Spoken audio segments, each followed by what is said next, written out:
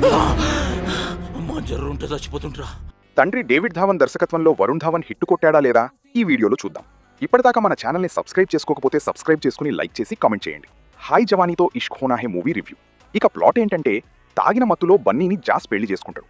తర్వాత రియలైజ్ అయి పిల్లల్ని కందమంటాడు. బన్నీ నో చెప్పి డైవర్స్ తీసుకుంటుంది. తర్వాత జాస్ ప్రీత్తో ప్రేమలో పడతాడు.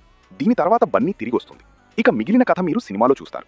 కొన్ని ఫన్ మూమెంట్స్ ఎంటర్టైన్ చేస్తాయి, కొన్ని కామెడీ సీన్స్ నవ్విస్తాయి. వరుణ్ ధావన్ తనకు బాగా ఫెమిలియర్ అయిన కామెడీ జోన్లోకి మళ్లీ వెళ్ళిపోయాడు. ఎనర్జీ ఉంది, స్క్రీన్ ప్రెజెన్స్ ఉంది, కానీ ఓవర్ యాక్టింగ్ మితిమీరిపోయింది. మృణాలా ఠాకూర్కి సినిమాలో పెద్దగా స్కోప్ ఇవ్వలేదు.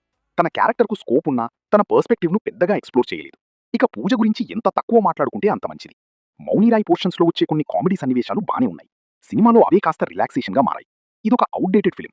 ఎక్కడా ఎలాంటి ఎక్సైట్మెంట్ ఉండదు. హీరోయిన్లకు స్కోప్ ఉన్నా కూడా గ్లామర్ అండ్ ఎక్స్పోజింగ్ కోసమే వాడుకున్నారు. కామెడీ అనే పేరుతో కంపు చేసి క్రింజ్ ప్రోమాక్స్ను నిద్రలేపి థియేటర్లో ఆడియన్స్ను పడుకోబెట్టారు. ఎక్కడా లాజిక్ ఉండదు. చాలా చోట్ల ల్యాగ్ అండ్ డ్రాగ్ ఉంటుంది. Technically it was a good film, but మిగతా సినిమా మొత్తం అస్సాం. మొత్తం మీద ఇది సినిమా కాదు భయ్యా, బాలీవుడ్ భూతు పురాణం.